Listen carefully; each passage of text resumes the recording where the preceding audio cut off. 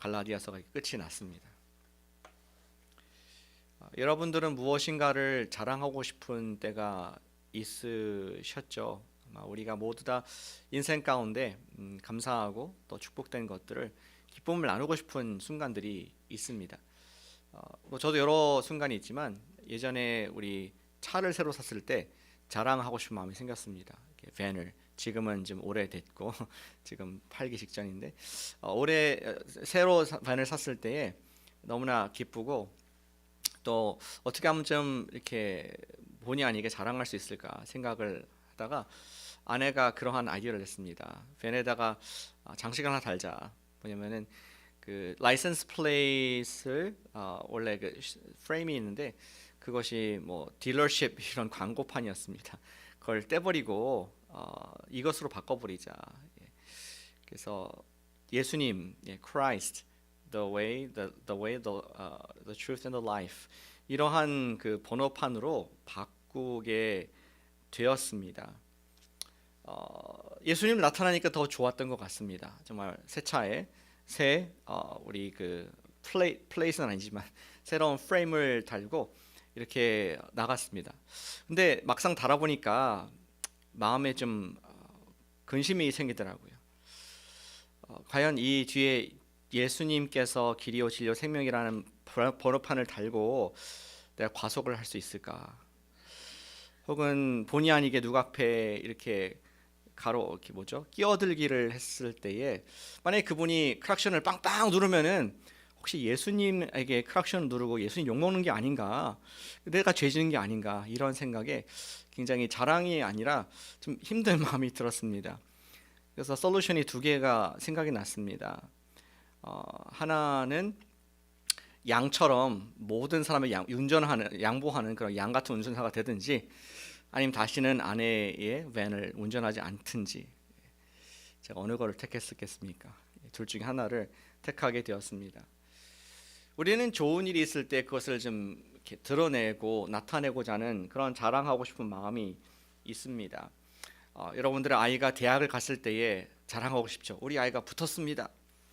또 여러분들 삶 가운데 우리 직장 생활하면서 승진을 하거나 새로운 더 업그레이드된 직장으로 이직할 때 자랑하고 싶은 마음이 있습니다. 또 싱글로 있던 사람이 그 외로운 오랜 고독을 털어버리고 내가 결혼했습니다.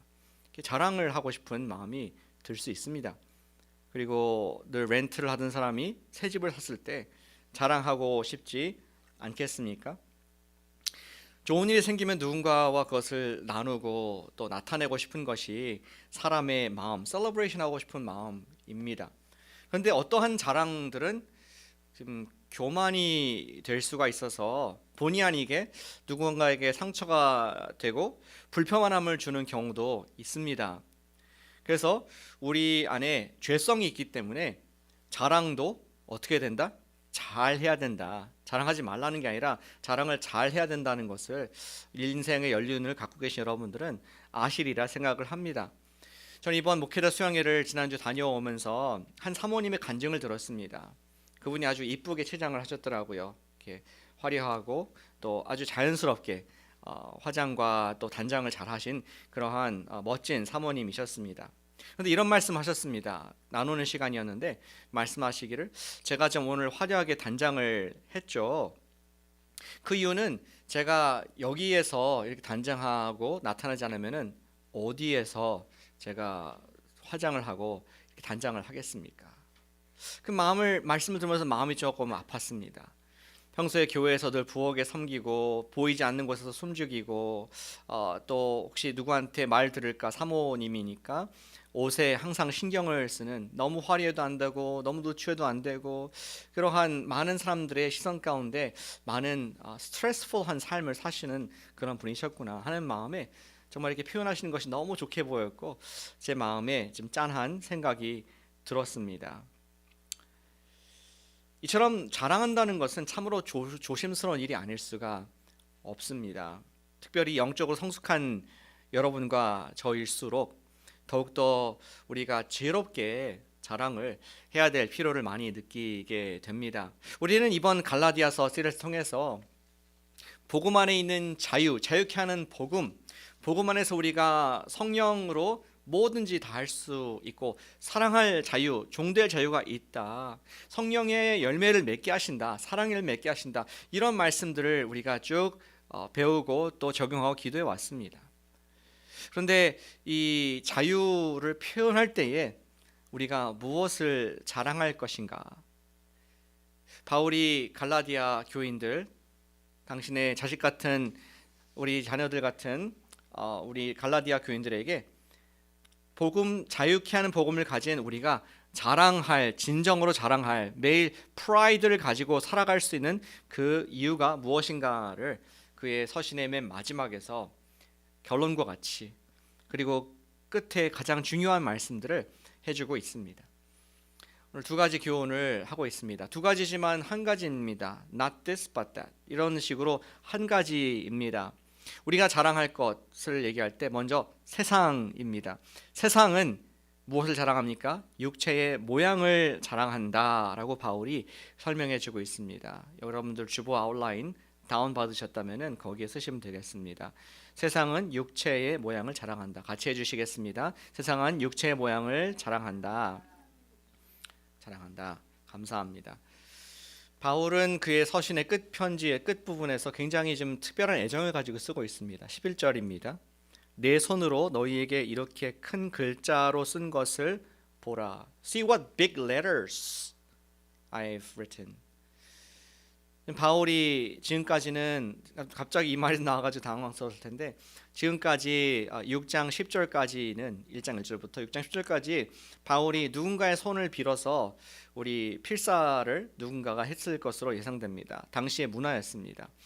아메니언세스 이러한 그 사필 필사하는 분이 있었을 것입니다. 그런데 바울은 이 부분에서 마치 이게 나의 진짜 편지다. 내 손글씨를 봐라. 그래서 크게 글씨를 썼다는 것을 지금 독자에게 우리는 다 한글 성경이 똑같게 나오지만 큰 글씨로 대문자 우리 그리스어로 썼다는 그러한 것을 생각해 볼 수가 있습니다. 바울이 어떠한 모습이었을까요? 그는 아마 지금 눈이 안 좋아서 시력이 안 좋아서 큰 글씨로 쓸 수밖에 없었고 그 앞에는 누군가의 펜대를 빌려서 이렇게 말로써 썼던 것 같습니다.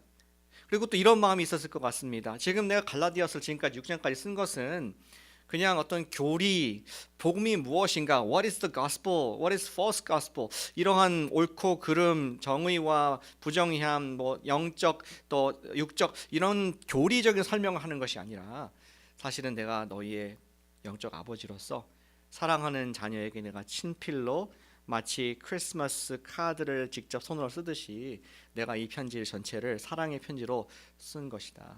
그리고 그 사랑하는 마음을 담아서 이 끝에 마지막 꼭 필요한 당부를 결론으로 하길 원한다. 이런 메시지가 담겨 있는 것입니다.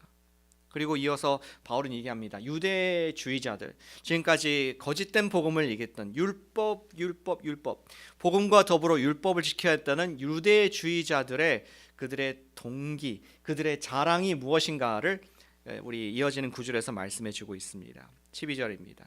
무릇 육체의 모양을 내려 하는 자들이, 아까 처음에 말씀드렸죠. 세상은 육체의 모양을 자랑한다. 그런데 여기서 갖고 나온 표현입니다. 세상은 육체의 모양을 내려 하는 자들이 억지로 너희에게 할례를 받게 함은, 12절 계속 읽어보시면은 육체의 모양을 중요하게 생각하고 그것을 자랑하는 사람들의 특징을 말씀해주고 있습니다. 여기에서는 지금 그들이 억지로 너에게 할례를 받게 했다, 그렇게 얘기를 하고 있습니다.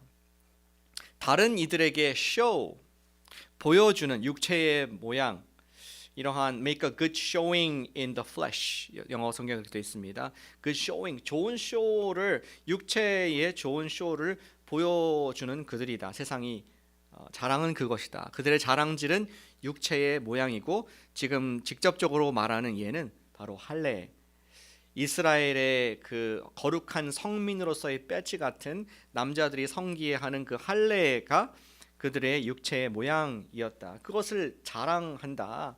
이렇게 얘기합니다.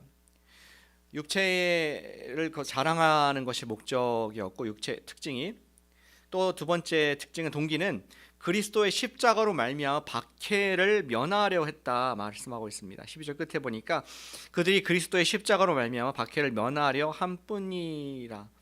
육체의 표시를 하고 난 거룩한 성민입니다.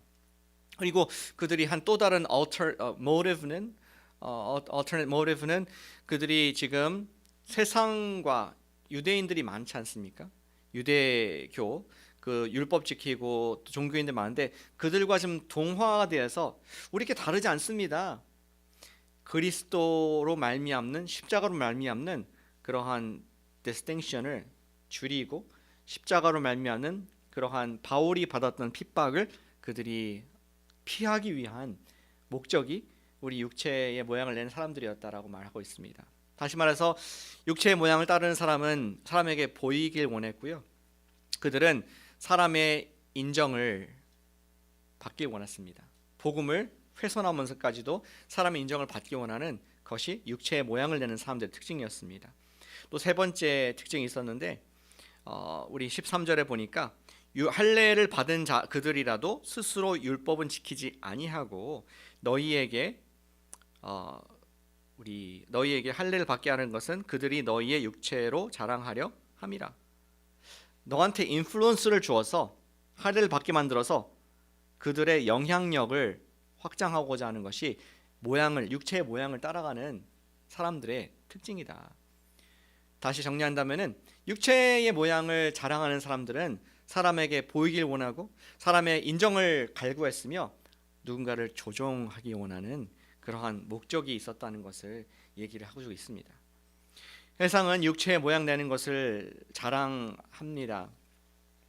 자랑스럽게 여긴다는 것은 그들의 존재감과 정체성을 드러내는 수단으로서 어떠한 율법을 사용하고 그것을 나는 내가 이래봬도 몸에 이렇게 한 사람이야.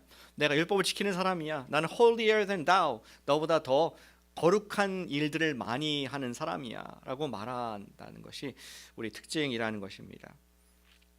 Sounds good?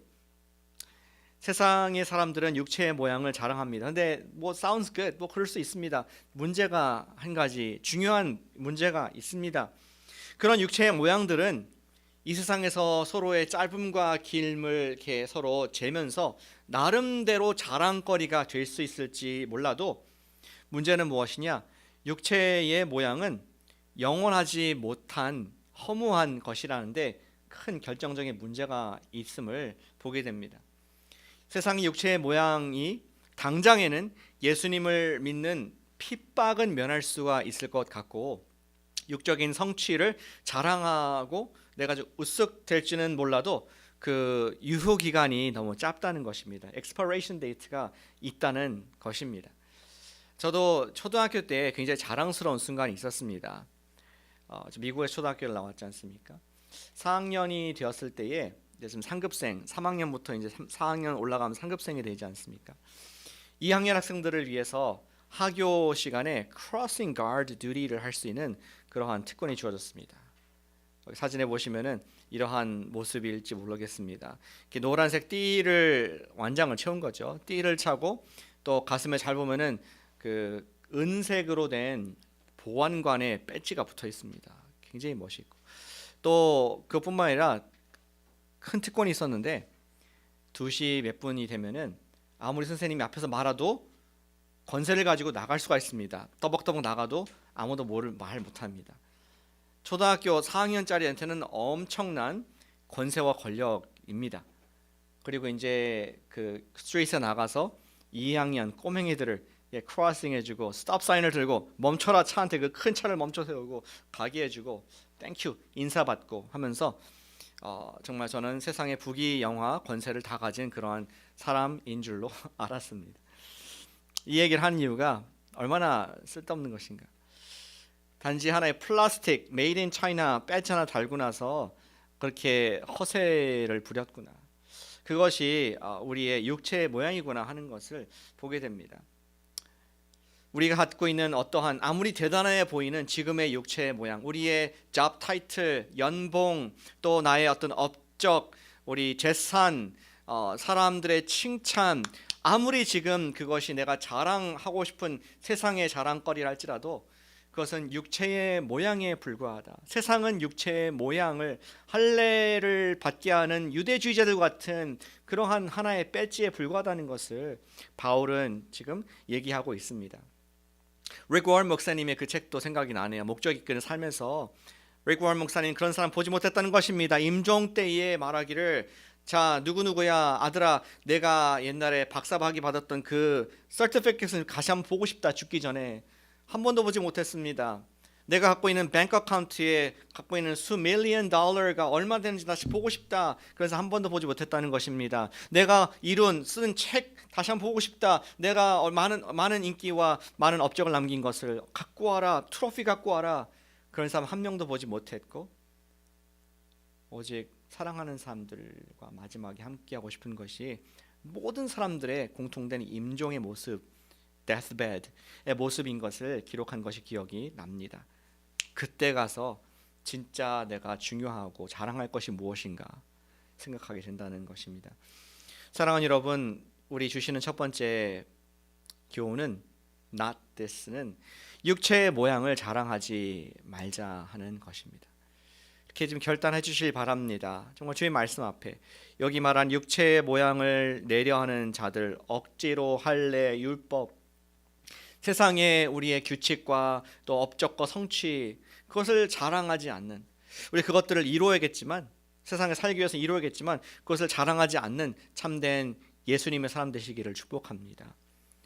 한자 성어 중에 그런 말이 있죠. 낭중지추, 주머니 낭 속에 지추, 그 속에 있는 침이 있다. 어떠한 주머니 속에 침이 있으면은 툭 튀어나오지 않습니까? 언젠가는 송곳은 주머니를 뚫고 나올 것입니다. 아무리 뛰어난 재능을 가진 사람도 그들이 감춰 있다고 생각할지도 몰라도 그것이 언젠가는 재능이 드러난다는 우리 중국의 지혜의 말입니다. 저는 우리 주님께서 우리를 드러내실 때가 있다고 믿습니다.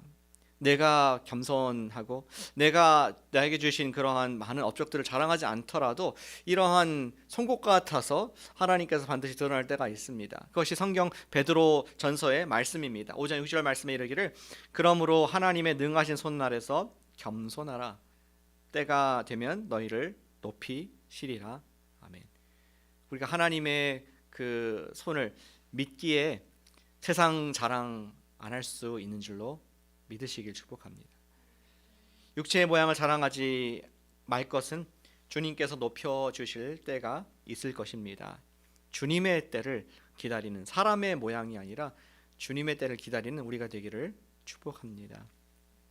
우리가 무엇을 자랑해야 되겠습니까? 세상의 육체의 모양, 구체적으로 말씀 안 드려도 다 아시겠죠? 그게 뭔지. 육체의 모양들을 우리가 자랑하지 말고 진정으로 자랑할 것이 무엇인가?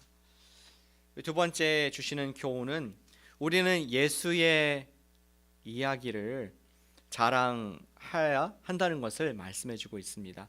같이 해주시기를 부탁드립니다. 예수의 이야기를 자랑하자. 예수의 이야기를 자랑하자. 우리가 자랑할 것은 그것입니다. 세상은 육체의 모양, 우리는 예수의 이야기. 14절 보시겠습니다. 바울이 분명하게 얘기합니다. 지금까지 11절부터 13절까지 이것은 아니고 14절 그러나 내게는 우리 주 예수 그리스도의 십자가 외에 결코 자랑할 것이 없으니 킹 제임스 성경 보면은 이것을 God forbid I boast in anything else. 하나님께 제발 좀 말려주시길 바란다. 내가 그러한 육체의 모양을 막 불끈불끈 자랑하고 싶을 때 God forbid 신이 나를 막아주시기를. 뭐 말하는 것 빼고는 예수 그리스도의 십자가 외에는 주 예수 그리스도의 십자가 외에는 결코 자랑할 것이 없다라고 강한 지금 스스로 낸 금지를 십자가 이후에는 없다는 것을 말씀하고 있습니다. 바울의 자랑은 분명했습니다. 이 세상에 어떠한 인간적인 명예와 업적, 종교적인 타이틀도 주 예수 그리스도의 십자가에 비하면은 아무것도 아니라고 말씀을 하고 있는 것입니다. 그렇다면 바울이 뭐 아무것도 없는 그런 비천한 사람이었습니까? 그가 자기의 레sume를 고린도전서에 쓰고 있는데 내가 뭐 이레베도 가말리엘 그 당시에 최고의 하버드 대학교 교수의 직속 제자이다 뭐 이렇게 얘기를 하고 있습니다. 내가 베냐민 지파의 뼈대 있는 가문의 출신이고 내가 헬라어와 유대 모든 율법과 또 학문에 정통한, 실제로 그의 편지를 보면 고급스럽게 그리스의 우리 문학 양식에 맞게끔 잘 쓰고 있습니다. 모든 것을 다 가진 바울이었지만 그는 또 다른 서시에서 말하기를 이 모든 것을 내가 배설물로 여기고 오직 그리스도. 그 같은 얘기를 갈라디아서에서 지금 얘기하고 있습니다. 그는 예수 그리스도의 십자가 외에는 내가 결코 다른 것을 자랑할 것도 많지만 육체의 모양을 자랑하지 않겠다라고 지금 선포를 하고 있습니다. 이 대목에서 4세기 로마 교회 콘스탄티누스 황제 아래 담임 목사였던 존 크리스토스톰은 십자가의 자랑을 이렇게 말했습니다. 십자가의 자랑은 무엇입니까?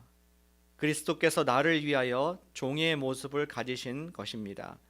그래서 진짜 종인 나를 위하여, 원수된 나를 위하여, 무감각한 나를 위하여 고통을 당하신 것입니다. 예수님은 나를 사랑하사 나를 위하여 저주를 받고 스스로 희생 당하신 것입니다.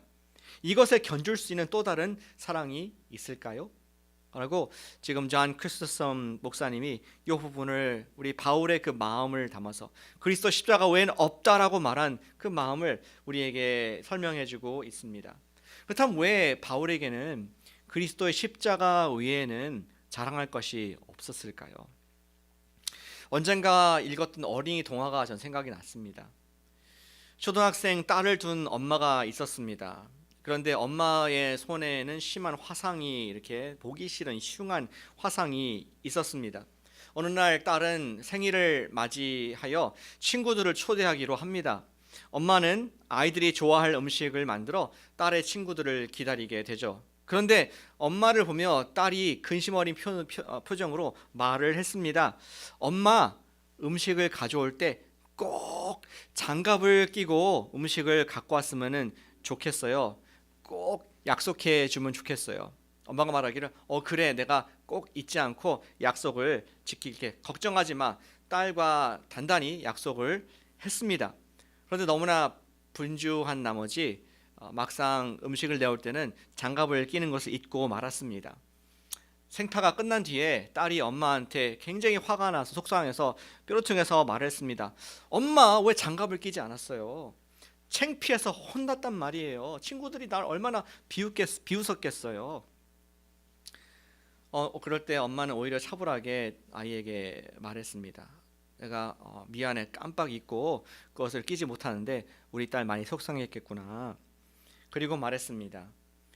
얘야, 네가 어렸을 때에 너가 침대에서 자고 있었고 나는 마당에서 빨래를 이렇게 널고 있었다. 근데 그때 네 방에서 연기가 나서 깜짝 놀라서 들어가 보니까 거기에 합선이 돼서 불이 났고 너무 놀라서 나는 그 빨래에 있던 축축한 옷을 가지고 너를 감싸고 나왔는데 그때 내 손이 불에 그을린 것 같구나. 이러한 얘기를 해주게 됩니다. 그래서 송이 흉하게 형태가 생긴 것이었습니다.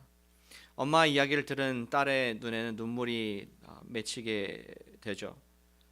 엄마, 그런 줄도 모르고 너무 죄송해요. 엄마, 다시는 부끄러워하지 않겠어요. 우리 동화의 이야기지만 저는 바울의 심정을 담고 있다고 생각합니다. 이제 영적으로 장성한 바울도, 이제 키가 큰 예수님 믿고 14년 15년 된 바울도 예수 그리스도의 그 십자가의 상은 손과 발을 보면서 같은 말을 하는 것이 아닐까 생각합니다. 내게는 주 예수 그리스도의 십자가 외에는 자랑할 것이 없습니다. 나를 위해서 죄의 그슬 그을린, 그 뜨거운 불에 그을린 그 주님, 나의 주님의 손은 부끄러운 것이 아니라 나의 구원을 이룬 것이고 나에게 엄청난 사랑의 하나님의 선물입니다. 나는 십자가 이후에는 다른 모든 것을 배설물 여기고 자랑하지 않겠습니다. 바울의 그러한 구원의 감격을 바탕으로 한 고백인 것을 우리는 보게 됩니다. 원래 십자가는 범죄자들이나 또는 잔인하고 흉악한 그 범죄자들을 처형하는 도구였습니다. 저주스러운 십자가였지만 나의 주님이 바로 나의 모든 죄를 위해서 달리셨으니 그것이 바울에게는 흉측하고 흉악하고 무섭고 저주스러운 십자가가 아니라 축복의 십자가, 생명의 십자가, 자기의 사랑의 대상인 것을 지금 말씀을 해주고 있습니다. 바울은 거기서 끝나지 않고 십자가만 자기가 자랑한다는 의미를 좀 더 명확하게 얘기를 하기 위해서 14절에서 이러한 그 의미를 설명하고 있습니다. 이제 나에게 어떤 의미가 있느냐? 그리스도로 말미암아 세상이 나를 대하여 십자가에 못 박히고 내가 또한 세상에 대하여 그러하니라. 세상은 나에 대해서 죽었고 나는 세상에 대해서 죽은 것이 십자가의 의미이고 그것을 내가 자랑한다, 이러한 말을 하고 있는 것입니다. 죽는다, 이 십자가에 못 박았다 한다는 것을 한번 생각해 보시기 바랍니다. 우리 부모님이 만약에 돌아가신 분들 계시죠? 아무리 생전에 사랑했던 부모님을 할지라도 여러분들이 효도하기 위해서 어버이날 선물을 드리는 사람은 없습니다. 아무리 존경하고 가깝게 지냈던, 매일 통화했던 분이라도 일주일에 한 번씩 화상 통화를 하지 않습니다. 죽었다는 것은 끝입니다. 세상은 바울은 세상에게 죽었다, 끝이다. 이제는 서로 반응을 하지 않는다는 것이 십자가에 못 박혔다, 이러한 말을, 세상은 나한테 자랑이 될 수가 없고 나는 또 세상에 대해서 자랑하지 않는다, 이러한, 거기서 끝났고 그냥 죽은 것이다, 그냥 가끔씩 또 그리운 그런 것이 아니라 죽었다, 나는 죽은 것을 여겼다라고 바울이 지금 14절에서 말씀을 하고 있습니다. 그래서 더 이상 세상의 명예, 세상의 업적, 세상의 성공이 자기한테 의미가 없다라는 말씀을 15절에서 이렇게 표현하고 있습니다. 할례나 무할례가 아무것도 아니요, 아까 말했던 육체의 모양은 nothing to me, 아무것도 아니되 뭐가 의미가 있는가? 오직 새로 지으심을 받는 것만이 중요하니라. 나한테는 new creation, 내가 새롭게 예수 그리스도의 구속으로 말미암아, 죄 용서를 한 말미암아 종이었다가 아들이 된 새 신분, 그리고 그 아들로서 하나님을 아빠, 아버지라고 부르게 하시는 성령님의 역사하신 그 새롭게 하심이 나에게 의미가 있다. 바울은 디도서 3장 5절에서 이렇게 성령님의 역할을 요약해주고 있습니다. 우리를 구원하시되 우리의 행한 바 의로운 행위로 말미암지 아니하고, 아까 이거 아니라 했죠. 육체의 모양이 아니라 오직 그의 긍휼하심을 따라 중생의 씻음과 성령의 새롭게 하심으로 하셨나니. 바울은 갈라디아 우리 교인들에게도 같은 말했고 우리 그레테 섬에 있는 디도에게도 똑같은 얘기를 했습니다. 나는 자랑할 것이, 나는 육체에 대해서는 죽었고 이런 내 자랑질은 끝났고 내가 십자가 못 박혔고 오직 중생의 씻음과 성령의 새롭게 하심, New Creation만이 나에게 의미가 있고 그것을 자랑하리라 하는 그러한 진정한 바울의 진짜 자랑과 기쁨의 이유를 소개를 해주고 있습니다. 그리고 바울은 이제 편지의 끝에 옵니다. 자신의 자랑이 오직 십자가임을 한 번도 못 박는, no pun intended, 십자가에 못 박는 최종 발언을 하죠. 우리 뒤에 17절 보시면 이렇게 되어 있습니다. 이후로는 누구든지 나를 괴롭게 하지 말라.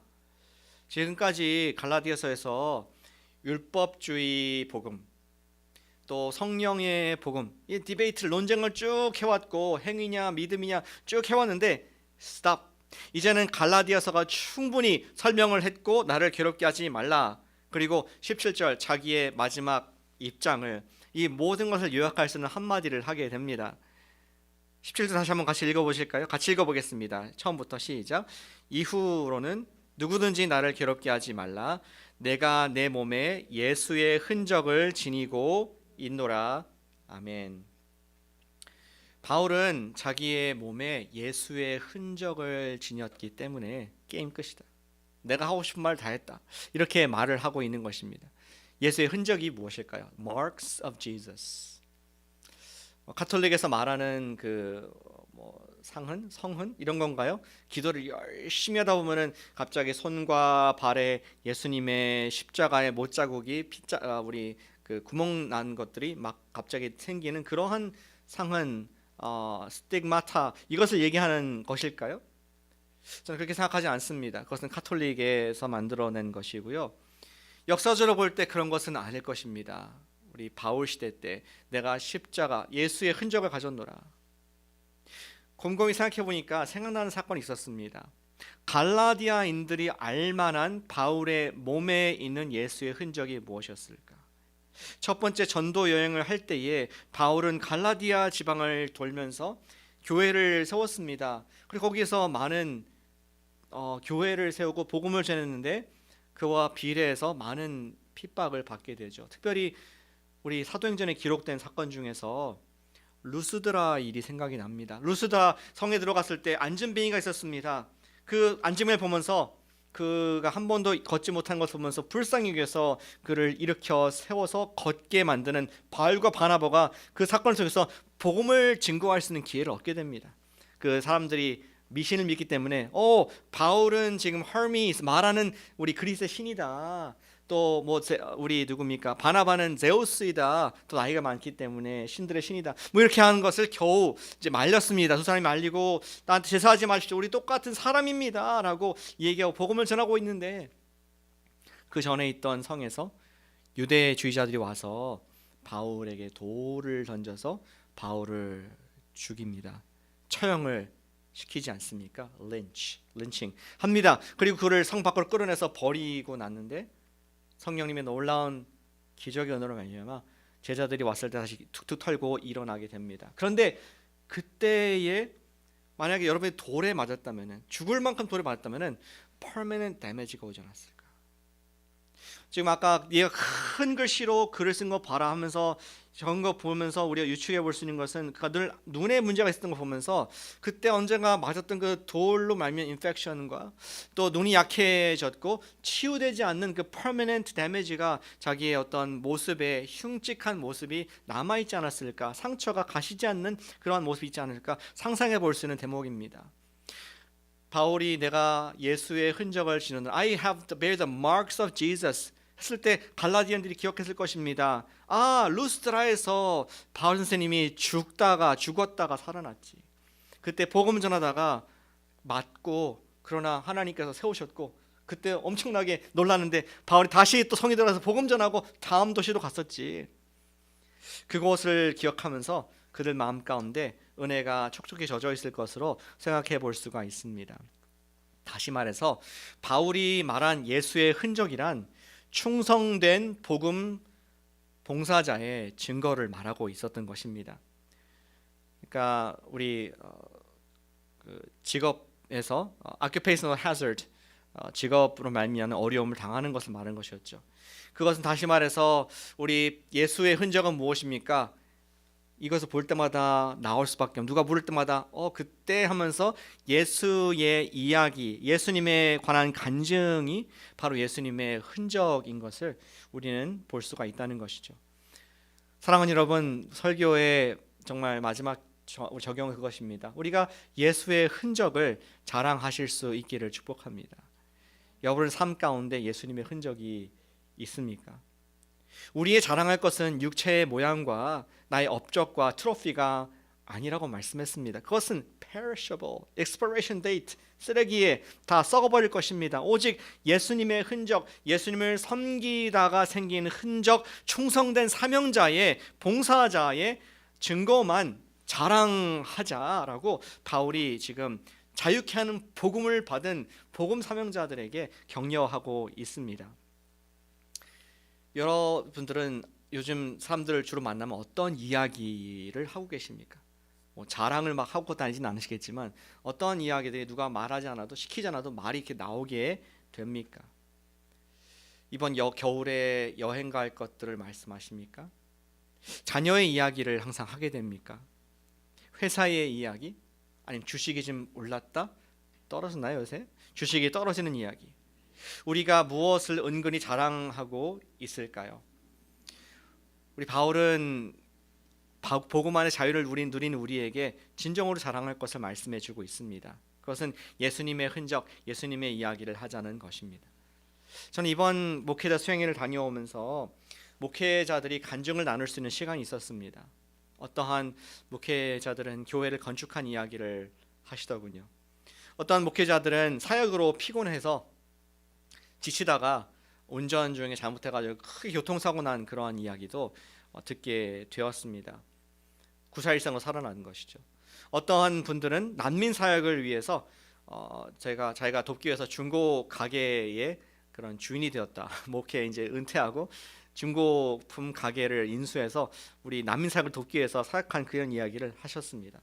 어떤 분들은 사역 때문에 부부 가운데 이렇게 정말 어려웠던 이야기도 솔직하게 하는 것을 들었습니다. 저는 무슨 이야기를 했을까요? 저는 우리 교회에서 성령님께서 회개케 하셔서 제자훈련 JDMD 한 이야기를 우리 다른 목사님들과 나누게 되었습니다. 어떤 이야기를 하든지 감동이 좀 서로에게 큰 감동과 격려가 되었습니다. 왜냐하면은 제 눈에는 그 목사님들, 사모님들 모두가 복음의 군사로 충성된 사역을 하는 예수님의 이야기를 하는 분들이었기 때문에 그렇습니다. 예수님의 흔적이 있구나, 교통사고 난 예수님의 흔적이 있구나, 또 마음이 문드러진 예수님의 아픈 심정의 흔적이 있구나. 예수님의 흔적 가진 용사들로 보이니까 얼마나 귀하게 보이시는지 정말 주님께서 기쁘게 받으셨을 줄 믿습니다. 저는 저의 예수의 흔적이 무엇일까 생각을 해보았습니다. 제가 복음 때문에 돌 맞은 적은 없는 것 같아요. 아직까지는. 할렐루야. 혹은 너무 피곤해가지고 신방 가다가 교통사고 난 적도 없습니다. 커피를 좋아하기 때문에.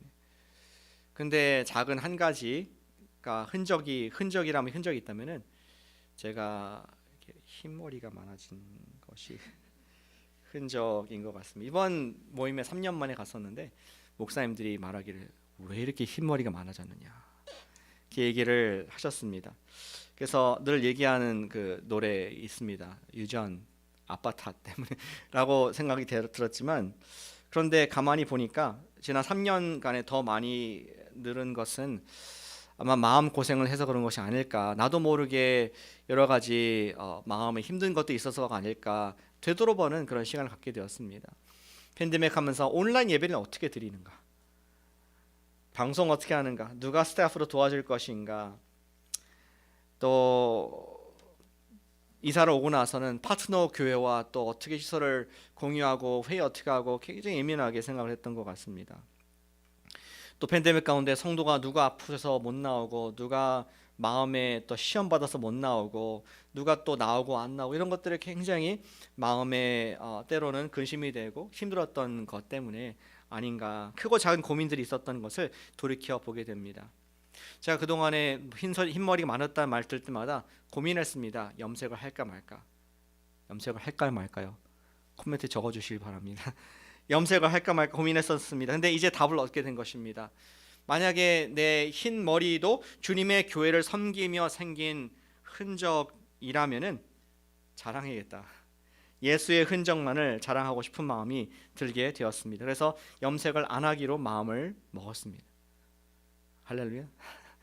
백발은 영화의 면류관이라 말씀한 것처럼 정말 주님 앞에서 하신 주님께서 하신 것을 드러내는 수단이 되지 않을까 생각합니다. 사랑하는 여러분, 바울이 자랑했던 것처럼 저도 예수의 흔적만 자랑하기를 원합니다. 예수님의 흔적 같은 여러분들 삶 속에 예수의 흔적은 무엇입니까? 무엇을 이야기하고 무엇을 이번 주에도 자랑하시겠습니까? 세상의 육체의 모양은 잠시이지만 예수의 이야기는 영원하다는 것을, 하늘나라까지 간다는 것을 우리 기억하시기를 축복합니다. 예수님께서 당신의 삶 속에서 하신 일들을 기억하고 자랑하고 드러낼 때에 성령님께서 우리 삶 가운데 자유케 하시는 복음으로 계속 성령의 열매들을 맺게 하실, 주님께서 우리의 삶을 제사로 산제물로 받으실 주님의 그 놀라운 은혜를 기억하는 우리가 되시기를 축복합니다. 아멘. 우리 기도로서 주님께 나아가겠습니다.